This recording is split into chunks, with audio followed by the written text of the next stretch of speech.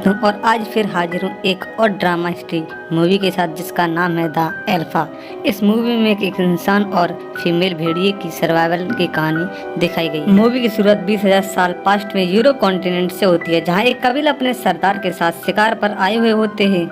ये सब बड़े बुल का शिकार करना चाहते हैं जिससे इनके पूरे कबीले का पेट भर सके। इस समय में मनुष्य पूरी तरह से शिकार पर ही निर्भर होता है। धीरे धीरे सभी सरदार के कहने पर आगे बढ़ते हैं और चिल्लाते हुए बुल्स के झुंड की ओर बढ़ते। कबीले वालों को अपनी ओर आता हुआ देख बुल डर जाते हैं और अपना रास्ता बदल लेते हैं और वो खाई की ओर बढ़ने लगते हैं और सारे बुल खाई में गिरने लगते हैं। तभी एक बुल इस कबीले के एक नौजवान लड़के को तेजी से टक्कर मारता है और उसे खाई में फेंकता ही है कि तभी कहानी को 5 दिन पहले दिखाया जाता है, जहाँ पर कबीले में नए लड़कों को शिकार पर चलने के लिए शामिल किया जा रहा होता है और उनकी तैयारी की जा रही होती है। उन्हीं में से एक लड़का अच्छा और पहना औजार बना करके उस टोली के काबिल हो जाता है और उसे टोली में शामिल कर लिया जाता है। इस लड़के का नाम कीड़ा होता है और ये टोली के सरदार का लड़का होता है। कीड़ा अभी शिकार के बारे में कुछ भी नहीं जानता होता है, इसीलिए अगले दिन कीड़ा भी अपने पिता और कबीले वालों के साथ शिकार पर निकलता है। कीड़ा की माँ उसे जाने नहीं देना चाहती क्योंकि कीड़ा अभी कुछ भी नहीं जानता है, लेकिन उसके पिता उसकी माँ को समझाते हैं और कहते हैं मेरे बाद इसे ही इस कबीले का सरदार बनना है तो इससे मजबूत तो होना ही पड़ेगा। सरदार का दोस्त अपने कबीले वालों के साथ एक जगह पर मिलते हैं जिसे कबीले वाले अपने पूर्वजों की निशानी मानते हैं और उस पर एक हाथ का निशान भी होता है।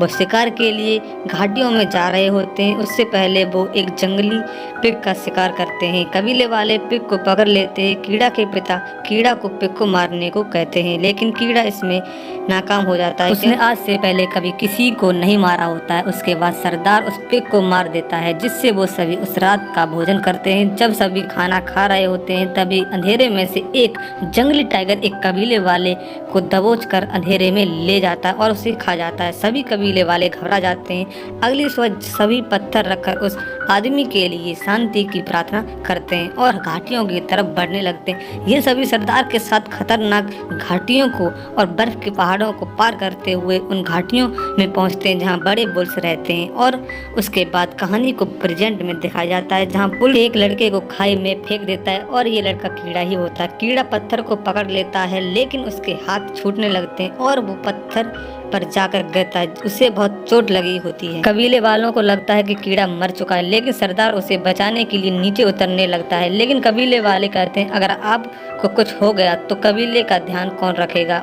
सरदार को भी लगता है कि कीड़ा मर चुका है। वो सभी शिकार को घाटी में से लेकर के ऊपर आ जाते हैं और कीड़ा की आत्मा की शांति के लिए पत्थर रखकर प्रार्थना करते हैं। वो सभी शिकार के साथ घर लौट जाते हैं। तभी पत्थर पर पड़े कीड़ा की लाश को खाने के लिए गिद्ध आ जाता है। तभी कीड़ा को होश आता है और घबरा करके वो गिद्ध को मार देता है। वो अपने पिता सरदार को आवाज देता है, लेकिन उसकी कोई नहीं सुनता। कीड़ा धीरे धीरे नीचे उतरने की कोशिश करता है। तभी बारिश की वजह से घाटी में तेज बाढ़ आ जाती है। कीड़ा बाढ़ में कूद जाता है। बाढ़ उससे बहुत दूर अनजान जगह पर ले जाती है। ये एक बीहड़ जगह होती है जहाँ कीड़ा को होश आता है। वो फिर से अपने पिता को आवाज देता है, लेकिन इसका कोई फायदा नहीं होता। अब कीड़ा को तेज प्यास भूख लगती है। वो बारिश का पानी पीता है और उसे एक थैली में भर लेता है। वो पानी में से कीड़े निकाल कर खाता है। तभी जंगली भेड़ियों का एक ग्रुप उसके पीछे पड़ जाता है। कीड़ा भागने लगता है और एक पेड़ पर चढ़ने लगता है कि तभी एक भेड़िया पैर को काट लेता है। कीड़ा उस भेड़िए पर चाकू से वार करता है और उसे घायल कर देता है। कीड़ा अपनी पूरी रात उसी पेड़ पर बिता देता है। बाकी भेड़िया तो चले जाते, लेकिन घायल भेड़िया वहीं पड़ा रहता है। कीड़ा उसे मारने की कोशिश करता है, लेकिन उसे मार नहीं पाता। अब कीड़ा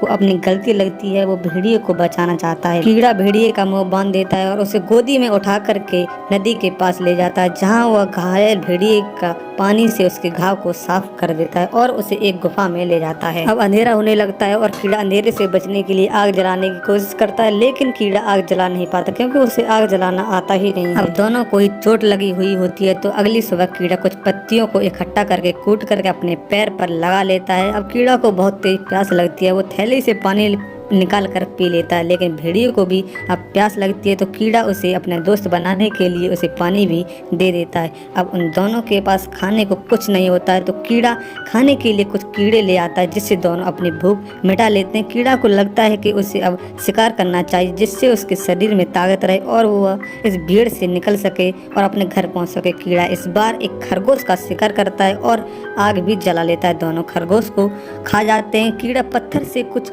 औजार हथियार बनाता है। रात में उसे अपने घर की बहुत याद आती है। तब उसे अपने हाथ पर बने निशान दिखते हैं जो तारों की दिशा बताते हैं और उससे के घर का रास्ता भी बताते हैं। अगली सुबह कीड़ा अपने घर की ओर निकलता है, लेकिन भेड़िया भी उसके पीछे पीछे आने लगता है। असल में यह एक फीमेल भेड़िया होती है। कीड़ा इसे अल्फा कह कर के पुकारता है। कीड़ा और फीमेल भेड़िए के बीच में दोस्ती हो जाती है और दोनों ही अब एक साथ शिकार करते हैं। रात में इतनी ठंड होती है कि अल्फा कीड़ा के पास आकर सो जाती है। अब दोनों में बहुत गहरी दोस्ती भी हो जाती है। वो एक साथ नहाते हैं। तभी अल्फा मछली को अपने मुंह से पकड़ लेती है, जिससे कि कीड़ा को पता चल जाता है कि अल्फा बहुत अच्छी शिकारी है। अब ठंडी का मौसम भी आ जाता है और बर्फ भी पड़ने लगती है, जिससे कि उनकी कठिनाइयां और भी ज्यादा बढ़ जाती है। वो सुनसान बर्फीली पहाड़ियों पर अकेले होते हैं। तभी एक और भेड़ियों का झुंड आ जाता है, लेकिन इस बार अल्फा उन्हें समझा देती है, जिससे कि भेड़िया चला जाता है। लेकिन अल्फा अपने परिवार के साथ चली जाती है। अब कीड़ा फिर से बिल्कुल अकेला हो जाता है। अगली सुबह कीड़ा को अल्फा का झुंड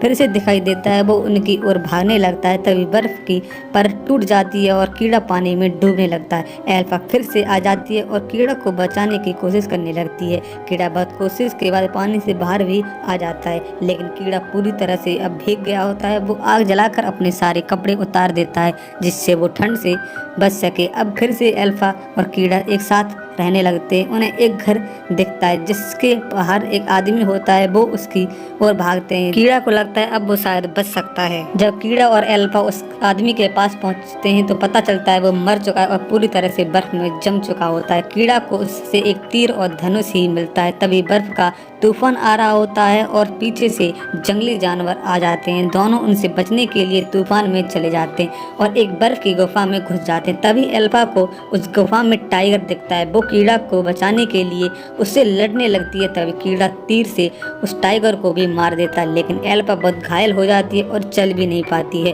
तभी कीड़ा को पूर्वजों की निशानी मिलती है जिस पर हाथ छपा होता है, जिससे कीड़ा को पता चल जाता है कि वो अपने घर के बहुत ही नजदीक है। कीड़ा अल्फा को गोद में लेकर आगे चलने लगता है, लेकिन कीड़ा के मुंह से खून निकलता है और एक जगह पर वो गिर जाता है। दोनों बर्फ में जमने लगते हैं। तभी कीड़ा की आंख खुल जाती है। वो फिर से अपने घर की ओर चलने लगता है। अंत में जब वो अपने कबीले तक पहुंचता है तो उसके पिता और माँ कीड़ा को जिंदा देखकर हैरान रह जाते हैं और उससे गले लगा लेते हैं। कीड़ा और अल्फा का इलाज ठीक करते हैं। तभी अल्फा बच्चों को जन्म देती है। कीड़ा बहुत खुश हो जाता है। अब अल्फा भी उस कबीले की सदस्य बन जाती है और शिकार पर भी साथ में जाती है। और यहीं पर कीड़ा और अल्फा की सर्वाइवल की कहानी समाप्त होती है। आपको कहानी की एक्सप्लेनेशन कैसी लगी? वीडियो को लाइक